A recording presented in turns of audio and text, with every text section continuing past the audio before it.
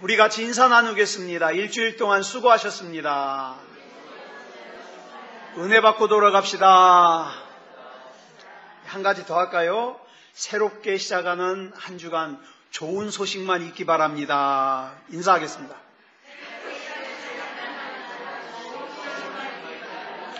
그럴 줄 알았어요. 조금 길어지면 힘들어요.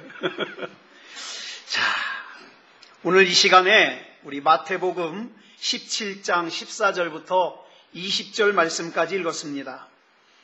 말씀의 제목은 산 아래서의 약함을 이깁시다입니다. 여러분, 14세기에서 16세기까지를 문예부흥시대라고 합니다. 참 미술, 음악 이런 것들이 굉장히 발달한 시대인데요. 이 문예부흥시대에 대표적인 화가가 3명이 있습니다. 하나는 레오나르도 다빈치, 하나는 미켈란젤로, 하나는 라파엘로, 이 3사람이에요. 그런데 그 중에 한 사람인 라파엘로, 이름까지 다 하면 산치오 라파엘로, 이 산치오 라파엘로라는 화가가 그린 그 주옥 같은 작품들이 많은데 그 작품 중에 오늘 본문 말씀을 주제로 그린 그림이 있어요. 이 그림입니다.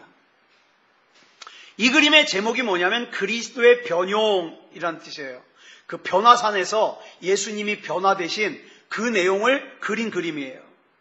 그런데 이 그림이 어디에 있느냐? 로마 바티칸 미술관에 있는데 저는 여긴 꼭 한번 가보고 싶어요. 로마 바티칸 미술관. 여기에서 이 그리스도의 변용을 갖다가 직접 본 사람들은요, 이구동성으로 하는 말이 감탄한다는 거예요. 이 그림에. 자, 근데 이 그림을 가만히 보면 여기 그려져 있는 사람들의 표정이 다 달라요. 다. 그런데 이 그림을 갖다가 셋으로 구분할 수 있어요. 셋으로 구분. 첫째는 맨 위에 부분이에요. 이 맨 위에 부분은 여러분 보시는 바와 같이 변형되신 예수님과 엘리야와 모세가 대화하는 내용이 그려져 있어요. 그리고 그 중간 부분에는 바위 위에 변형되신 예수님과 엘리야와 그 다음에 모세를 바라보면서 자다 일어나가지고 감탄하는 그런 제자들의 모습이 그려져 있습니다. 그리고 맨 아랫부분에는 산 아래에서 일어나고 있는 상황이죠. 오늘 본문에 나오는 주인공인 불에도 넘어지고 물에도 넘어지는 아이와 그 아이의 아버지와 그들을 근심스럽게 쳐다보는, 여기서 보면 요 오른쪽에 있는 요 아이가 바로 귀신 들린 아이예요. 저는 이 그림을 볼 때마다 참 묘한 대조를 발견합니다. 변화산 위에서 예수님께서 영광스러운 모습으로 변화되신 모습과 그 다음에 그 모습을 감탄하면서 바라보고 있는 제자들의 모습과 그 아래에 산 아래에 있는 사람들의 그 귀신 들린 아이와 그 아이의 아버지와 그 부자를 갖다가 근심스럽게 바라보는 그 사람들의 표정. 여러분, 이것이 오늘 우리에게 주는 메시지가 있다 이 말이에요. 오늘 본문에 나오는 이 아들의 상태가 얼마나 심각한지 본문 14절로 15절을 보니까 이렇게 기록하고 있어요. 같이 읽겠습니다. 시작. 그들이 무리에게 이르매 한 사람이 예수께 와서 꿇어 엎드려 이르되 주여 내 아들을 불쌍히 여기소서. 그가 간질로 심히 고생하여 자주 불에도 넘어지며 물에도 넘어지는지라. 기가 막힌 상황 아니에요? 여러분, 자식을 길러보신 부모님이라면 여기 나오는 이 아버지의 심정이 어떠할 거라는 거 알 수 있어요. 더군다나 마가복음 9장 21절, 이 마가복음 9장에는 이 같은 사건을 기록하고 있어요. 여기 9장 21절을 보면 이 아들의 증세가 어렸을 때부터 계속되어 왔다는 것을 기록하고 있어요. 어려서부터. 그러니까 그동안에 이 아들을 치료하려고 아이 아버지가 얼마나 애를 썼겠습니까? 백방으로 잘 고친다는 의사 찾아다녔겠죠. 좋다는 약 다 구해다가 먹였겠지요. 그런데 이것도 소용없고 저것도 소용없어요. 그래가지고 이 아이의 아버지가 절망 가운데 놓여 있어요. 여러분, 이 라파엘로의 그림의 이 아랫부분을 보면은 산 아래에 있는 사람들의 이 얼굴 표정이 한결같이 다 어두워요. 참 의미 있는 메시지예요. 그럼 여러분, 이렇게 여러분들에게 질문 드리고 싶어요. 여러분 예수 믿잖아요. 여러분 신앙생활 하시잖아요. 더도 덜도 말고 지난 일주일 동안 여러분은 이 세 부분 중에서 어디에서 사셨습니까? 우리는 가끔 살아계신 하나님을 경험합니다. 그래가지고 감탄을 하고 감사를 하고 그러고 살아요. 그렇지만 대부분은 어디에서 살아요? 대부분 산 아래서 살아요. 그래서 저와 여러분에게는 이런저런 근심, 걱정, 불안, 두려움이 끊이질 않아요. 여러분 저녁 뉴스 시간에 이런 뉴스 들어보셨습니까? 오늘은 아무런 사건, 사고가 없어서 전해드릴 뉴스가 없습니다. 이런 거 들어보신 적 있어요? 그냥 하루도 빠짐없이 터지는 사건, 사고들, 강도 사건, 납치 사건, 폭행 사건, 강간 사건, 사기 사건, 대형 참사 사건. 북한에서는 미사일을 발사하죠. 그걸 갖다가 동쪽으로 발사하니까는 우리하고 상관없다 그러는데 아니요. 여러분 그 미사일 거리를 보세요. 200몇 킬로, 그거는요 우리 군사 요충지인 계룡대까지 가는 거리예요. 400몇 킬로 또 발사했죠. 그럼 우리 한반도 전체를 갈 수 있는 거리예요. 여러분 그 미사일은 우리랑 상관이 있습니다. 참 기도 많이 해야 돼요. 더 문제가 뭔지 아세요? 그 미사일을 막을 방어 대책이 없다는 거예요. 그걸 기도해야죠. 우리는 이런 산 아래에서 살고 있어요. 그런데 이렇게 산 아래에 사는 우리들이 명심해야 될 것이 두 가지가 있어요. 우리는 그럼 산 아래서 살면서 맨날 걱정이나 하고 얼굴 표정 우중충하게 짓고 아유 나는 고민스러워, 나는 걱정스러워 이렇게만 살까요? 아니요. 첫 번째로는 변화산에 대한 소망을 가지고 살아야 돼요. 우리는 언젠가는 내가 반드시 가게 될 하나님 나라에 대한 소망을 가지고 살아야 돼요. 나는 비록 지금 현재에는 이 산 아래에서 살면서 고통을 피할 수 없어서, 근심을 피할 수 없어서, 걱정을 피할 수 없어서 영향을 받으면서 살지만 나는 반드시 살아계신 하나님을 만날 것이며 경험할 것이며 나는 감탄하는 삶을 살 것이다. 이런 마음을 가져야 되죠.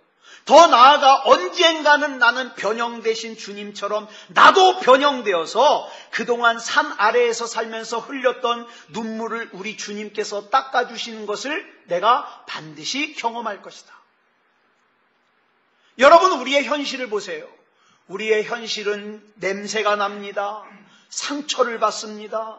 근심과 걱정으로 인해서 짓눌림이 있습니다. 그래서 우리는 그래요. 하나님, 언젠가는 하나님 나라 가겠지요. 나 그날만 바라보면서 삽니다. 근데 중요한 말씀이 있어요. 누가복음 17장 20절로 21절에 보니까 바리새인들이 참 기가 막힌 질문을 예수님께 합니다. 뭐라고 질문하느냐? 예수님, 도대체 하나님의 나라가 어느 때에 임합니까? 이렇게 질문해요. 하나님의 나라가, 그 눈물 씻어주는 하나님의 나라가 어느 때에 임합니까? 이렇게 질문을 해요. 그랬더니 예수님께서 이렇게 대답하셔요. 줄친 것만 시작. 하나님의 나라는 볼 수 있게 임하는 것이 아니요 또 여기 있다 저기 있다고도 못하리니 하나님의 나라는 너희 안에 있느니라. 아멘. 그거 아세요? 하나님의 나라는 이미 여러분 안에 계세요. 여러분 여기서 말하는 너희 안에는 헬라어로 두 가지로 번역할 수 있어요. 새로 번역된 개정 성경에는 너희 안에라고 번역되어 있지만 다른 번역 성경을 보면 너희 중에, 너희 가운데 이렇게 번역되어 있어요. 즉 하나님의 나라가, 즉 변화산이 이미 우리 안에 임했다 이 말이에요. 이미. 그래서 우리가 육신의 눈을 감고 영의 눈을 뜨면 주님과 함께 지금도 교제할 수 있고 지금도 변화산을 미리 경험할 수 있다는 거예요. 그러니까 나중에 하나님 나라 갈 생각 말고요. 이미 내 안에 임해 있는 하나님의 나라를 발견하시기 바랍니다. 이걸 갖다가 기록한 말씀이 이사야 6장이에요. 이사야 6장을 보면 이사야 선지자가 성전에서 아주 놀라운 경험을 합니다. 자, 이사야 6장 1절부터 3절까지 보겠습니다. 시작. 우시야 왕이 죽던 해에 내가 본즉 주께서 높이 들린 보좌에 앉으셨는데 그의 옷자락은 성전에 가득하였고 스랍들이 모시고 섰는데 각기 6날개가 있어 그 둘로는 자기의 얼굴을 가리었고 그 둘로는 자기의 발을 가리었고 그 둘로는 날며 서로 불러 이르되 거룩하다 거룩하다 거룩하다 만군의 여호와여 그의 영광이 온 땅에 충만하도다 하더라. 여러분, 지금 하나님의 영광이 가득 찬 이 땅이 어떤 땅입니까? 어떤 시대보다 죄로 타락한 땅이에요. 머리끝부터 발끝까지 성한 곳이 없는 땅이에요. 소돔과 고모라보다 더 부패한 땅이에요. 그래서 육신의 눈을 뜨고 보면 냄새나는 땅이에요. 죄로 가득한 땅이에요. 희망이 보이지 않는 땅이에요. 그런데 영안을 열어서 그 땅을 보니까 거룩한 하나님의 영광이 온 땅에 충만한 땅이 되더라 이 말이에요.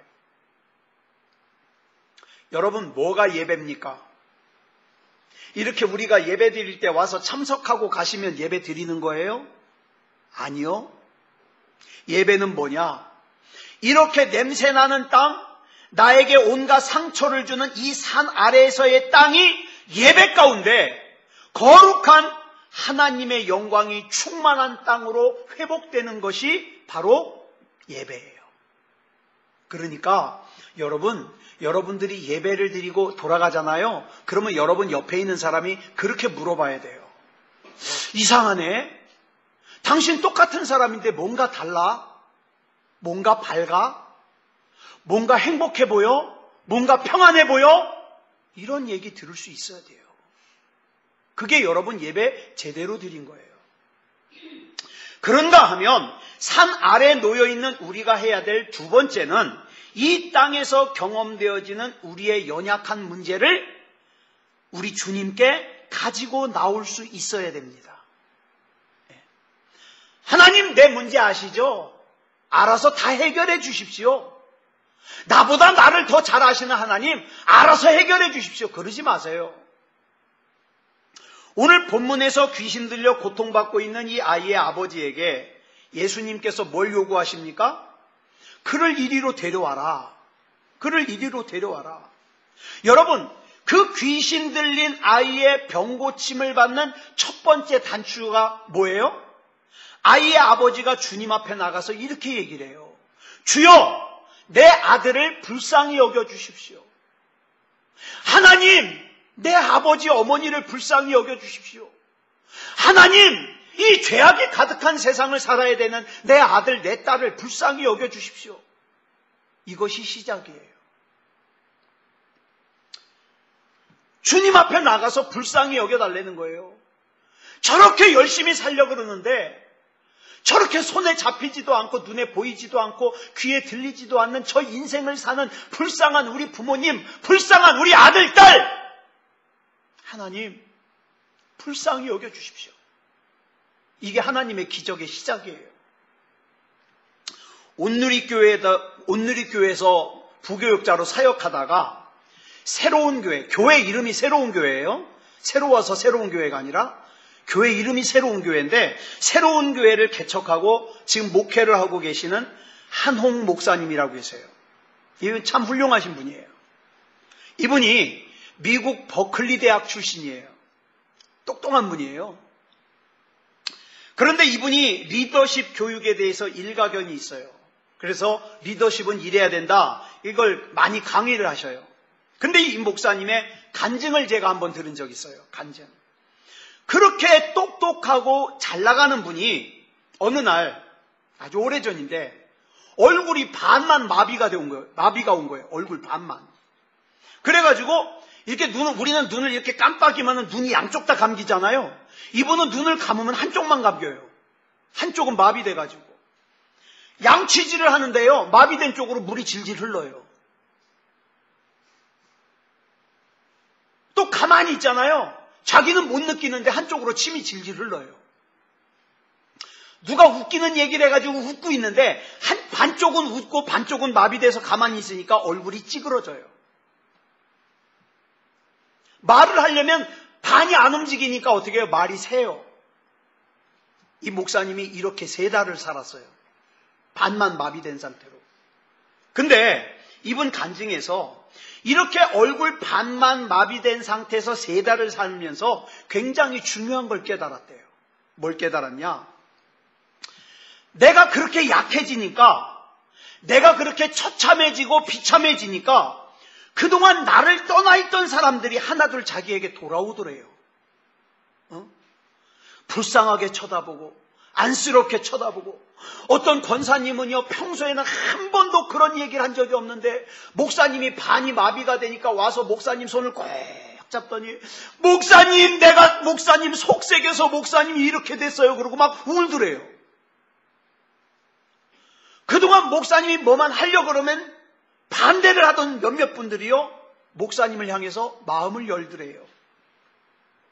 그래서 이 한옥 목사님이 깨달은 것이, 내가 다른 사람들에게 완벽하게 보이는 것보다 다른 사람들에게 불쌍하게 보이고 그 다음에 뭔가 좀 비어 보이는 게 중요하구나. 내가 불쌍하게 보이니까 사람들이 돌아오더라는 거예요. 그래서 지도자는 너무 강하면 안 된다. 너무 완벽하면 사람들이 붙지를 않는다. 그러면서 하나님 앞에서 약해지자고 간증하시는 걸 제가 들었어요. 그러고 보니까 여러분, 우리가 살면서 힘든 이유가 뭐예요? 여러분, 왜 힘들어요? 강하지도 않으면서 강한 척 하려니까 힘들어요. 완벽하지도 않으면서 완벽한 척 하려니까 힘든 거예요. 고단하고. 나는 아파 죽겠는데 아무렇지도 않은 척 하려니까 힘든 거예요. 남들은 아무렇지도 않은 거 다 알아요. 근데 내가 멀쩡한 척 하니까 아는 척을 못 하는 거예요. 그러니까 다른 사람도 불편하고 자기도 힘들고. 그러니까 바보 아니에요, 바보. 여러분, 아프면 아프다고 해야 돼요. 힘들면 힘들다고 해야 돼요. 그러면서 또 사람들의 문제가 뭔지 아세요? 자기는 아무 말도 하지 않아 놓고 상대방이 알아주길 원해요. 내가 아픈 걸. 자기는 문제 있는 거 목사한테 한 번도 얘기 안 해요. 근데 자기에게 문제 있는 걸 목사님이 알고 어떻게든지 수단과 방법을 가리지 않고 알고 자기를 위해서 기도해 주길 원해요.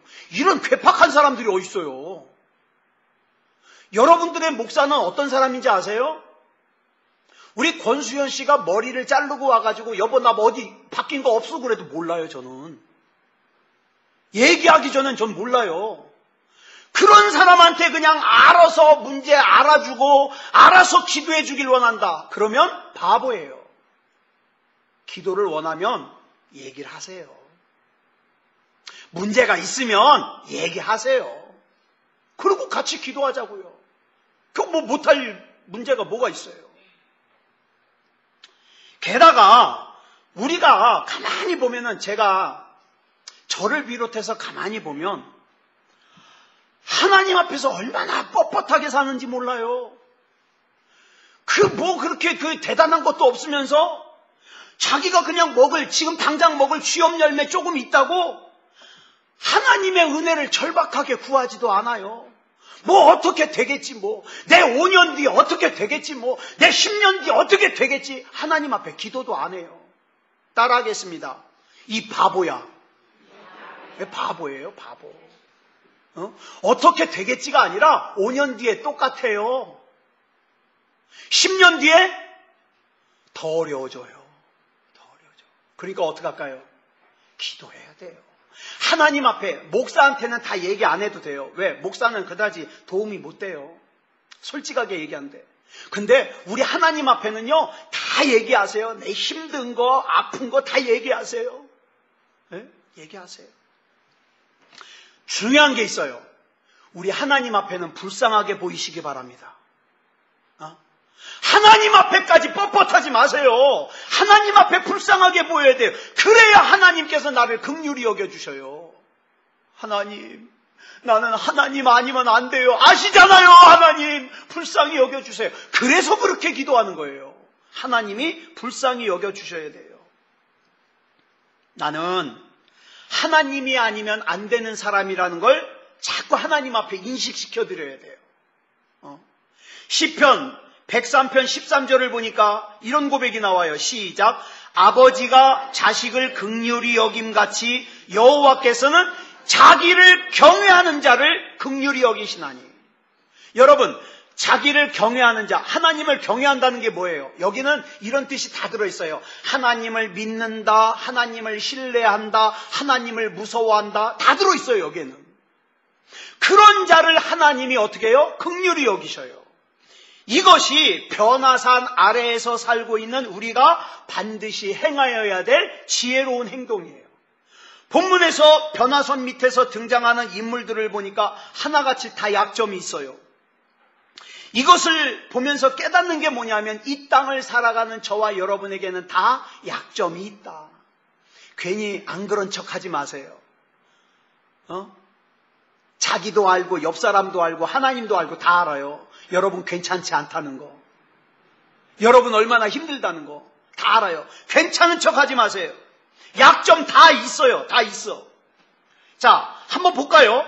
먼저 등장하는 이 불에도 넘어지고 물에도 넘어지는 이 아들, 약점이 있죠. 어떤 약점일까요? 영향력 문제예요. 누구의 영향을 받고 있느냐, 이 문제예요. 자, 보세요. 지금 사람의 눈에 보이는 이 아들의 문제는 간질이에요. 간질. 그런데 좀 더 깊은 내면으로 들어가 보니까 이 간질 증세가 왜 왔냐? 지난 금요일 날 말씀드렸죠? 왜? 이 문제가 왜 생겼냐? 이걸 보자고요. 이 간질 증세가 왜 왔냐 보니까 귀신에게 사로잡혀서 왔어요. 귀신 들린 증세라는 거예요. 그래서 오늘 본문 18절 보니까 예수님께서 꾸짖으시니까 귀신이 나가고 귀신이 나가니까 그때부터 아이가 나섰어요. 같은 내용을 기록하고 있는 마가복음 9장 17절도 보니까 뭐라 그랬어요? 시작. 무리 중에 하나가 대답하되 선생님, 말 못하게 귀신 들린 내 아들을 선생님께 데려왔나이다. 아버지도 알아요.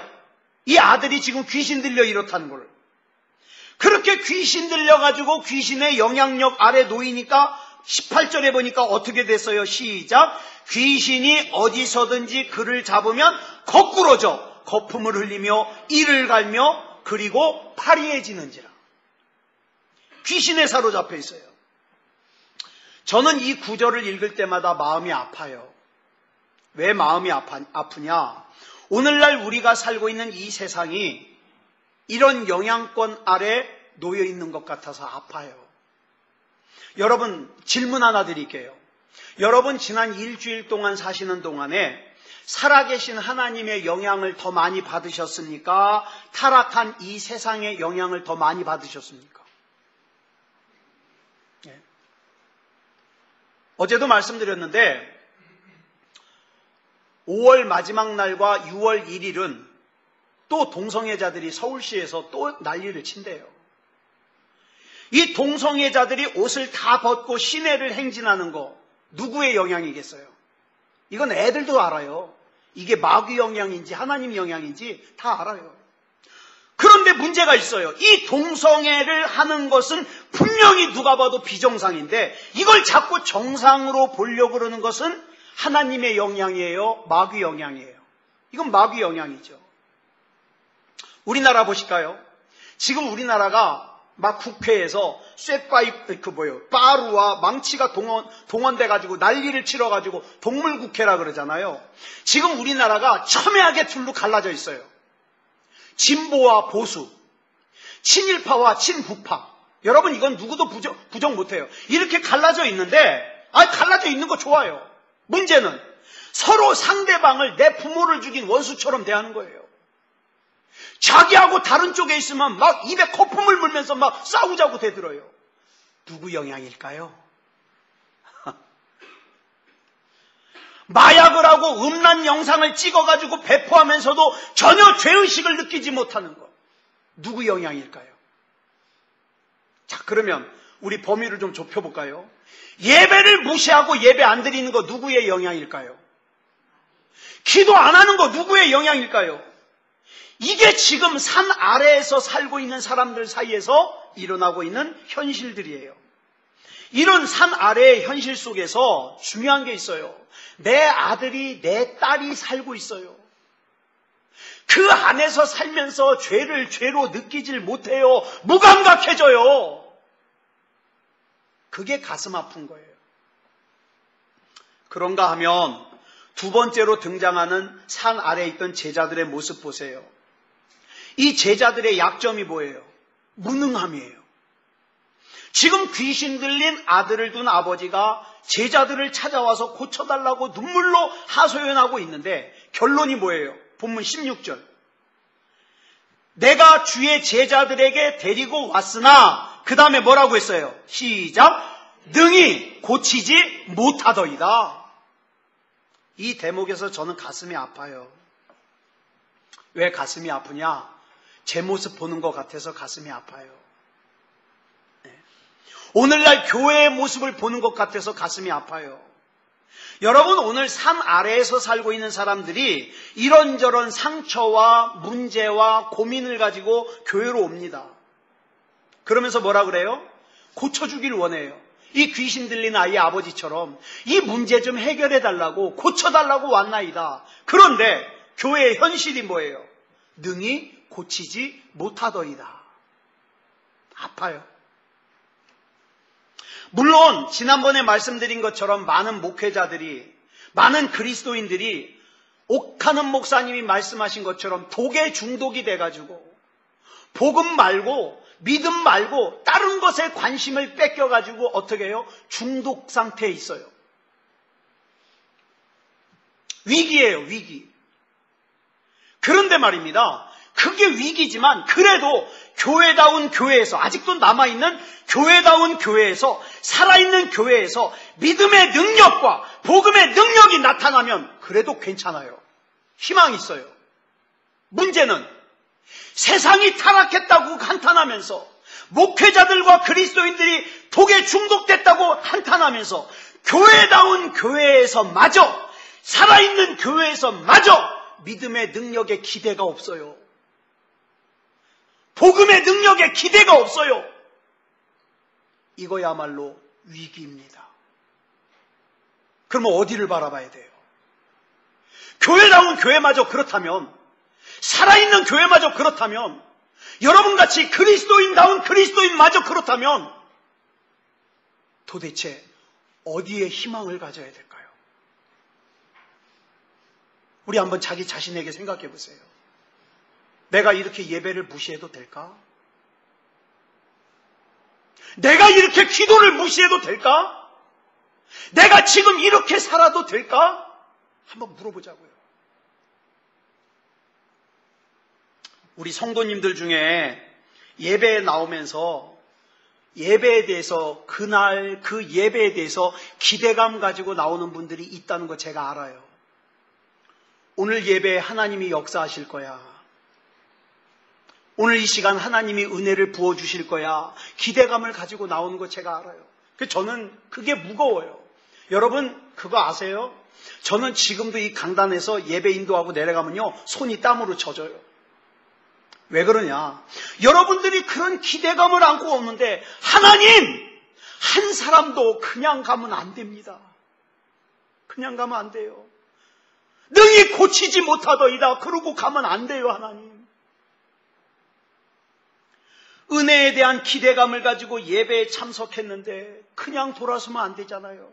하나님의 음성 듣고 하나님이 내 안에 심으신 하나님의 뜻도 깨닫고 그러고 가야죠. 그런데 중요한 게 있어요.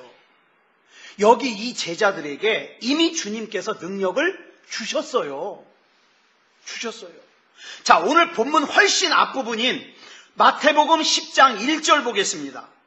마태복음 10장 1절 시작. 예수께서 그의 12 제자를 부르사 더러운 귀신을 쫓아내며 모든 병과 모든 약한 것을 고치는 권능을 주실 것이다. 주셨다.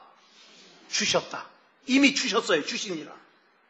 그리고 실제적으로 마가복음 6장 30절에 보니까 시작, 사도들이 예수께 모여 자기들이 행한 것과 가르친 것을 낱낱이 고하니, 지금 하나님께서 그들에게 주신 능력으로 산 아래에 있는 제자들이 이미 귀신을 쫓아냈어요. 능력을 행했어요. 병자도 고쳤어요. 제자들은 이미 하나님의 능력을 경험했어요. 근데 왜 지금은 능력이 안 나타나요? 왜 안 나타나요? 제자들이 지금 속고 있어요. 뭐에 속고 있느냐? 그 능력, 귀신을 쫓아내고 병든 사람을 고치는 능력이 자기 안에 있는 능력인 줄 착각을 한 거예요. 그래가지고 내가 죽을 때까지 이 능력이 나타날 줄 알았어요. 그래서 그 귀신 들린 아이에게 기도를 했어요. 근데 안 나가요, 귀신이. 그래서 예수님께 물어보는 거예요. 왜 우리는 못했습니까? 여러분, 잘 들으세요. 능력의 원천은 병을 고치는 제자에게 있는 게 아니에요. 예? 은혜의 원천은 목사에게 있는 게 아니에요.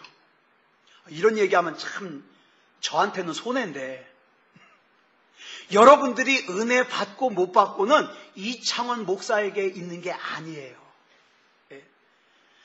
그렇기 때문에 저와 여러분에게는 능력이 있을 수도 있고 없을 수도 있어요. 은혜가 있을 수도 있고 없을 수도 있어요. 자, 그런데 그 원인이 뭔가 한번 보자고요. 예수님의 제자들이 그 수치를 당한 다음에 본문 19절에 보니까 예수님께 물어요. 시작. 이때에 제자들이 조용히 예수께 나와 이르되 우리는 어찌하여 쫓아내지 못하였나이까? 그 이유를 물어요. 그랬더니 20절에서 예수님이 간단하게 대답하셔요. 시작. 이르시되 너희 믿음이 작은 까닭이니라. 이게 이유예요. 또 같은 사건을 기록하고 있는 마가복음 9장 29절에 보니까 이렇게 대답하셔요. 시작. 이르시되 기도 외에 다른 것으로는 이런 종류가 나갈 수 없느니라 하시니라. 자, 이 두 주님의 대답을 종합해보면 답이 나와요. 제자들은 그 능력이 자기 안에 있는 줄 알고 방심했어요. 왜? 내가 왕년에 이런 능력을 행했으니까 지금도 할 수 있을 거야. 그래서 능력의 원천 되시는 하나님을 의지하지 않고 어떻게 해요? 기도도 하지 않았어요. 그냥 예전대로 하면 될 줄 알았어요. 저는 이것을 보면서 이것이 절망이기도 하지만 또 소망이 있다고 생각됩니다. 뭐냐? 회복이 가능해요. 뭘 회복하면? 기도를 회복하면, 예배를 회복하면, 믿음이 회복되면 저와 여러분이 미처 알지 못했던 기이한 일들을 하나님께서 저와 여러분의 인생에 행하십니다. 이미 하나님께서 우리에게 능력을 주셨기 때문에 능력의 원천 되시는 주님을 향한 믿음을 회복하기만 하면 무기력하고 무능력했던 데서 어떻게 해요? 다시 능력으로 회복될 수 있어요. 다음 세 번째 인물. 귀신 들린 아버지, 아이의 아버지. 이 아버지에게 무슨 약점이 있을까요? 이 아이 아버지한테는 상처가 있어요. 무슨 상처가 있냐? 예수님의 제자들에게 데리고 왔는데도 못 고쳐서 상처가 있어요. 마가복음 9장 22절에서 그 아버지가 예수님을 만나가지고 뭐라 그래요? 시작. 귀신이 그를 죽이려고 불과 물에 자주 던졌나이다. 그러나 무엇을 하실 수 있거든 우리를 불쌍히 여기사 도와주옵소서. 이 아버지의 문제가 뭐예요? 예수님을 100% 믿질 않아요. 그러니까 뭐 좀 할 수 있으면 좀 해달라는 거예요. 예수님을 100% 못 믿어요. 왜요? 예수님을 왜 100% 못 믿을까요? 제자들한테 데려왔는데 제자들이 못했잖아요. 거기에서 상처받은 거예요. 상처. 믿음을 가지고 예수님을 찾아왔는데 예수님이 안 계셔가지고 예수님의 분신 같은 제자들에게 좀 귀신을 쫓아내달라 그랬더니 아까 뭐라 그랬어요? 능히 고치지 못하더이다. 여기서 상처를 받은 거예요. 실패를 경험한 거예요. 아, 예수님의 제자들도 별 볼 일 없구나. 그래서 이제 예수님에게조차 뭐라 그래요? 할 수 있으면, 뭐 좀 할 수 있으면 좀 해달라는 거예요. 못 믿는 거예요. 100%. 오늘 성도들에게 있어서 많은 문제는 아직 치유되지 않은 상처들이 영적인 침체의 원인이 되더라는 거예요. 여러분, 영적인 침체와 육체적인 문제는 상호작용을 합니다. 그래서 영적으로 침체되어 있으면 육체적으로도 문제 생기고, 육체적으로 자꾸 문제가 오래 계속되면 영적으로도 침체돼요. 상호작용을 해요, 그렇게. 저는 오늘 저와 여러분에게 하나님의 이런 음성이 들려지길 원합니다. 할 수 있거든이 무슨 말이냐? 믿는 자에게는 능히 하지 못할 일이 없느니라. 저와 여러분이 하나님을 향한 신뢰를 회복하면 오늘 당장에도 하나님의 기적이 나타납니다. 근데 문제가 있어요. 하나님의 기적과 능력이 나타나면 뭐라고 얘기하는지 아세요? 이거는 원래 될 거였어. 이건 원래 아무런 문제도 안 됐는데 괜히 내가 걱정했던 거야. 뭐 이렇게 하면서 어떻게 해요? 영광 돌릴 생각을 하질 않아요. 잘 들으세요. 하나님이 하시면 됩니다. 우리가 할 일은 뭐예요? 그 하나님 신뢰하고 맡기시기 바랍니다. 내 우그러지고 쭈그러지고 답답하고 그늘지고 낙심 충만 절망 충만 미래에 대해서 아무런 희망의 꿈을 꿀 수 없는 내 인생을 하나님의 손에 맡겨드리면, 예배를 회복하고 기도를 회복하고 맡겨드리면 하나님께서는 그 인생을 작품으로 만드십니다. 제가 여러분들에게 드릴 말씀은 여기까지예요. 이제 하나님을 직접 만나고 경험하고 체험하는 것은 여러분과 하나님 사이의 일입니다. 그러니까 기억하세요. 할 수 있거든이 무슨 말이냐? 믿는 자에게는 능히 하지 못할 일이 없느니라. 아멘. 우리 반주 준비해 주시고요. 그래서 우리가 기도하고, 왜 우리가 기도해야 되는가? 왜 우리가 예배다운 예배를 드려야 되는가?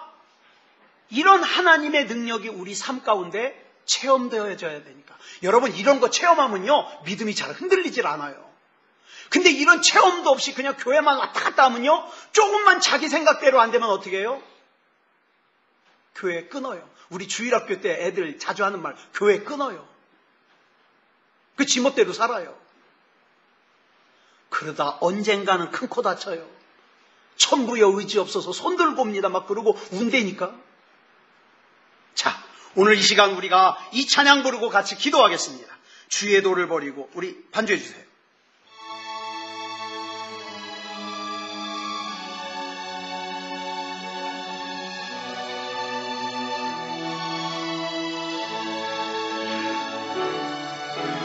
주의 도를 버리고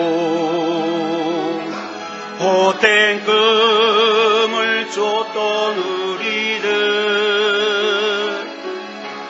거짓과 교만한 마음을 용서하여 주소서. 하나님의 그늘로 부끄러운 우리 삶을 덮어주소서. 우리의 소망, 우리의 구원 주께 간구합니다. 성령의 불러 나의 마음을 태워주소서. 성령의 불러 나의 영혼 새롭게 하소서. 심한 고난 받아 살 소망까지 끊어지고 죽음과 같은 고통에서 주를 보게 하셨네. 용서받을 수 없는 나를 위해 십자가에 달리셨으니 주 사랑에서 어느 누구도 끊을 수는 없을. 아멘. 성령의 불로 나의 마음을 태워주소서. 성령의 불로 나의 영혼 새롭게. 성령의 불로 성령의 불로 나의 마음을 태워주소서. 성령의 불로 나의 영혼 새롭게 하소서. 우리 같이 기도하겠습니다. 하나님의 성령의 불을 부어주시옵소서. 하나님만 바라보게 하여 주시옵소서. 우리 같이 합심으로 기도하겠습니다. 사랑의 아버지 하나님 감사합니다. 아버지 하나님이여, 이 땅에 살면서 산 아래에서 약함과 약점을 가지고 아버지 하나님이여 불행한 인생을 살다가 지옥에 갈 수밖에 없는 나를 하나님이 택해 잡으시고 하나님의 섭리를 담으시고 하나님의 능력을 담아주시고 하나님 인도하여 주셔서 여기까지 이룰 수 있게 하여 주시니 감사합니다. 사랑의 아버지 하나님이여 붙잡아 주시옵소서. 아버지 하나님이여, 내 인생의 주인은 하나님이시니 하나님 바라보며 나갈 수 있게 하여 주시옵소서. 하나님이 주관하여 주시옵소서. 아버지 하나님이여, 내 인생의 약점만 볼 것이 아니라 내 인생을 주관하시는 나의 주인 되시는 하나님 바라볼 수 있게 하여 주시고 예수 이름으로 일어서게 하여 주시옵소서. 성령의 불로 태워주시옵소서. 나는 약하지만, 나는 부족하지만, 그러나 내게 능력 주시는 자 안에서 내가 모든 것을 할 수 있음을 고백하며 나아가게 하여 주시옵소서. 아버지 하나님, 이 시간 여러가지 근심과 걱정에 사로잡혀 있는 우리 사랑하는 성도들을 자유하게 하여 주시옵소서. 하나님의 능력으로 자유하게 하여 주시옵소서. 아버지 하나님이여, 미움과 섭섭함에 사로잡혀 있으면 아버지 하나님이여, 하나님의 은혜와 사랑을 부어 주시옵소서. 질병으로 인하여 고통받고 있는 우리 성도들을 우리 하나님 치유하여 주시옵소서. 아버지 하나님, 이 시간 우리 하나님께서 붙잡아 주셔서 하나님께서 책임져 주시옵소서. 나는 하나님의 사람입니다. 나는 하나님의 자녀입니다. 나는 그리스도인입니다. 아버지 하나님이 신앙 고백답게 살게 하여 주시옵소서. 우리 주님께서 붙잡아 주실 줄 믿사오며 그리스도 예수님의 이름으로 간절히 기도드렸사옵나이다. 아멘.